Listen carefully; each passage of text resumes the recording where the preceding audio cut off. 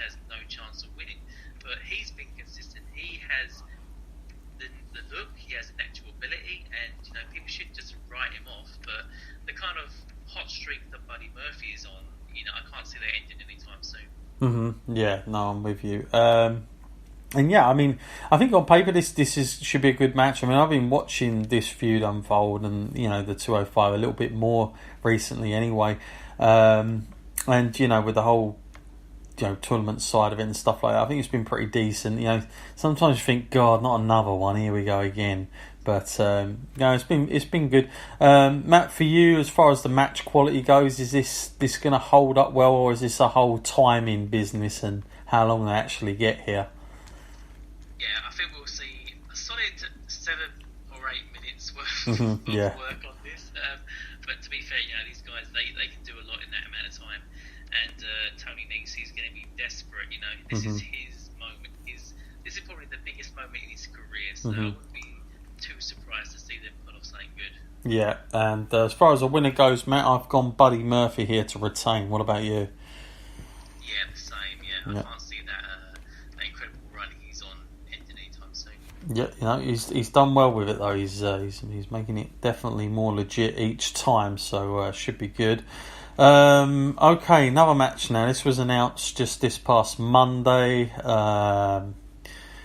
Not really sure what I think of all this really, but Bobby Lashley, Matt, up against the Finn Balor, who lost this title to the man he's now facing.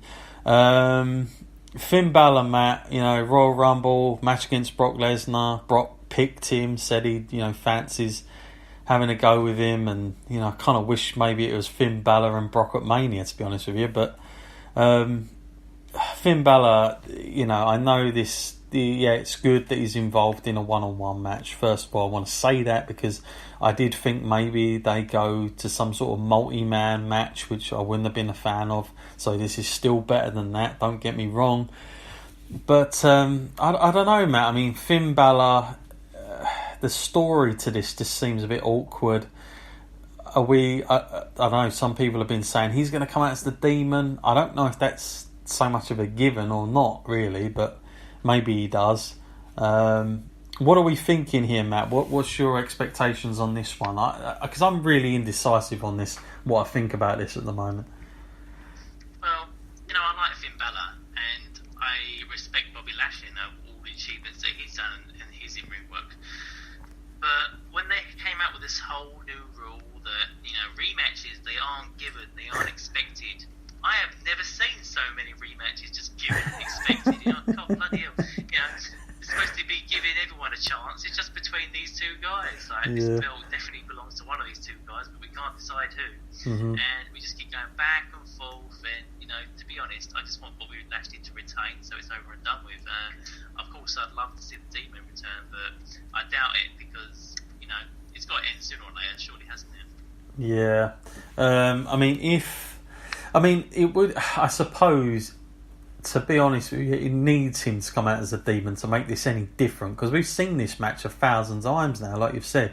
So the only way I see it really becoming better and getting fans into it is if he does come out as the Demon. You're kind of on a winning, you're in a win-win situation here, because people will lap it up, and regardless of what the match quality is like, it's going to get over because of that moment. And he come out against freaking Baron Corbin, didn't he, for some reason, like he needed it. I wish he'd have done it against Brock, but here's another opportunity. Are you under the feeling, Matt, that if he doesn't come out of it now as the Demon, that's just totally gone there and Vince doesn't see much in it? After that Baron Corbin section, I think so, because he said before in interviews, hasn't he only draws upon that when he really needs it, and if he needed it against Baron Corbin, he doesn't say a lot about his normal character, does it? No. So Bobby Lashley, listen, I think he's a good Intercontinental Champion. I have no problems with him in that position at the moment.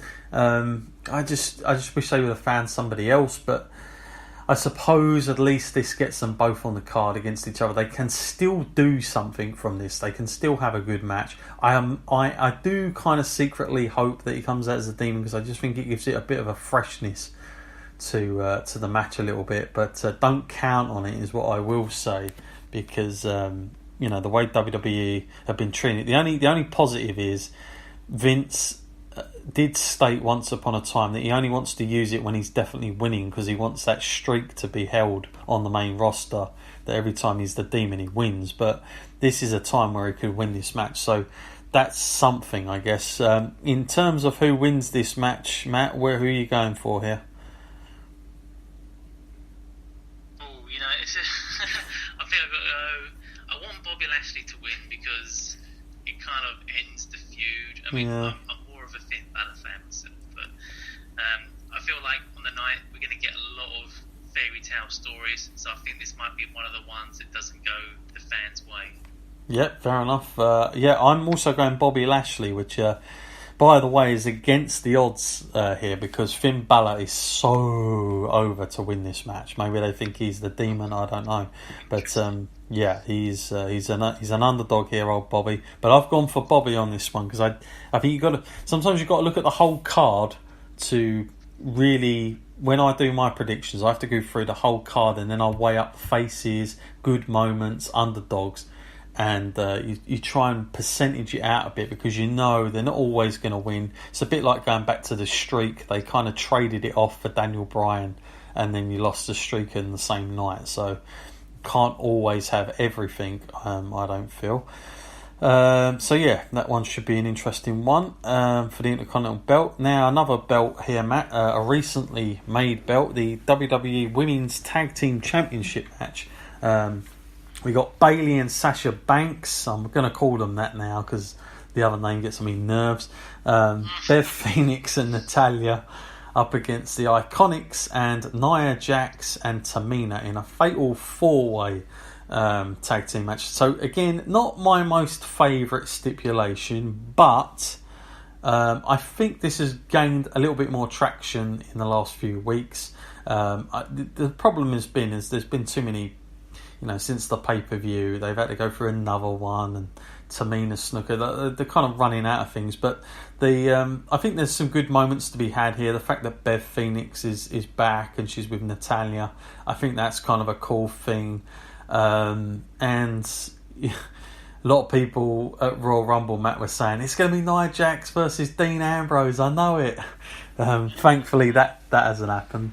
But we're here where we are now. Matt, is this a good match to have at WrestleMania for the tag belts, the new tag belts here for the women? Yeah, that's a good way to phrase it. A good match.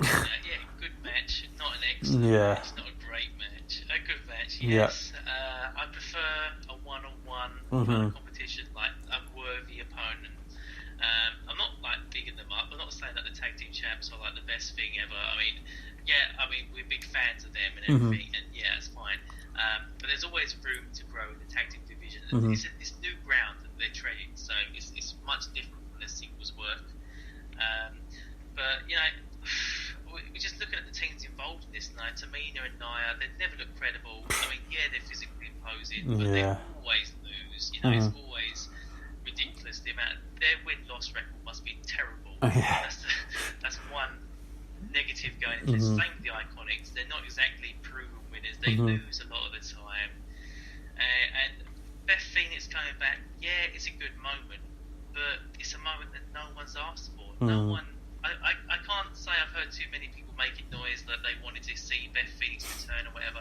I'm sure people would have been a lot happier if it was Lita or Trish. I think then that would have been more of a moment. No doubt Beth Phoenix still has it in her abilities, and we saw her Raw. She's still got the strength. She's still going. I think she forgot for a moment how to do a finishing move, but I'm sure that ring rust is going to be there. But I'm sure she'll shake that off beforehand, because you've got to. It's WrestleMania. You've got to put in your best effort. Yeah, I don't think they've just done that from the Natty standpoint to get her a partner, and the fact that they were, quite close friends and whatnot. But It's going to be, what a great night should be for Natty. The fact that her dad goes in the night before and then she's on at WrestleMania. I'm kind of happy for her. But yeah, like you say, Matt, it just seems like this could have been a bit better if it was just a one-on-one kind of thing, just a typical tag match. The problem with a Fatal 4-Way is there's no logic to it. There's no logic to any match that is like a four corners or tag. Like, why would you tag yourself out? You're going to not have any chance then, are you? So that always gets on my nerves. There's no logical sense to it, but of course in WWE's eyes it all makes sense. So those little things really are a bit of a niggle to me, but yeah, at least they're on. I'm hoping this gets on the main card. There's no reason it shouldn't, in my opinion. But I only have one winner here, and that is the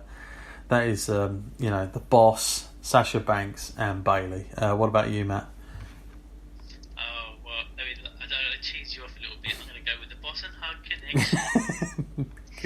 Get him off. No, yes, fair enough.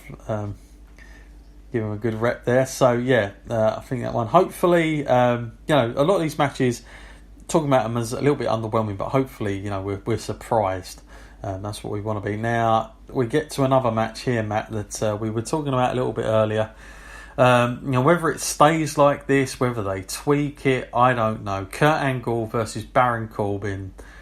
Kurt Angle's farewell match, as they're calling it, the last one on the grandest stage of them all.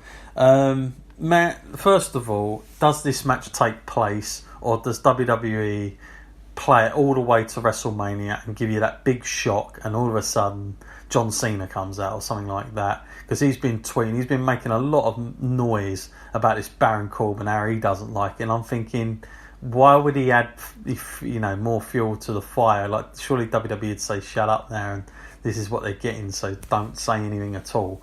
I just got a feeling that WWE, they'll put Baron Corbin in the limelight as much as possible. Like, he might even get involved in it a bit, but I think the best thing they can do now, and I would like to see, is maybe just on the night give everybody a nice feeling that John Cena's going to be there. And by the way, that still won't do it for me. I'm still disappointed about it, because I would have rather have seen them announce John Cena versus Angle at the start, or whoever else it could be. I'd rather have them done that, because when you look back on it, you want to remember Kurt Angle's last match, and it had some, big stuff to it, not just put together on the night, and Kurt Angle's all of a sudden got to fight somebody, and it just becomes a load of nothing. I wish they would have announced it before this, but or do they just go with Baron Corbin, Matt? You said Kurt Angle's farewell match. I don't know what it's farewell to. Is it farewell to his career or farewell to his self-respect? If he agrees to this, oh man, he could go to any other company and get whatever he demanded. He commands that kind of respect. If he went to any other company, like say AEW, whatever, have your farewell match with Cody Rhodes, have your farewell match with Chris Jericho. Kenny Omega. These guys will give you the send-off that you deserve. Baron Corbin, on the other hand, of course, he's going to do what's best for his career, and having a match with Kurt Angle is brilliant for him. But it's just not that great for Kurt Angle. And, he had that moment on Raw as well, where they said, name your opponent. And he named Baron Corbin. He was thinking that is really not in keeping with the character that we're supposed to believe in for Kurt Angle. He could have called out John Cena. He could have called out Undertaker, and Undertaker, that would have been an incredible one as well, because that's a match that you go into and think, well, neither one of them has anything to lose. I mean, they're both pretty much retired as it is, so that would have been an interesting one. But no, we get this.